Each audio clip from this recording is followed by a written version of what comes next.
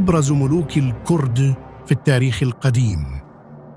في تاريخنا قادة أسسوا ممالك قوية، ولهم الفضل في بقاء أمتنا واقفة على أقدامها رغم شراسة الغزاة. ومنهم الملك الكوتي سازلاغاب، والملك الكاشي كانداش، والملك الميتاني شتارنا الأول، والملك الأورارتي سردار الأول، والملك الميدي دهياكو، وحفيده الملك كيخسرو.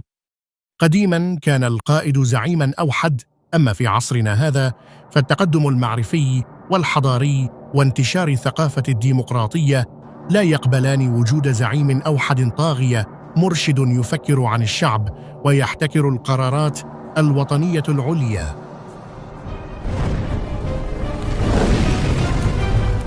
الكاتب الدكتور سوزدار ميدي، إعداد سردار أمان.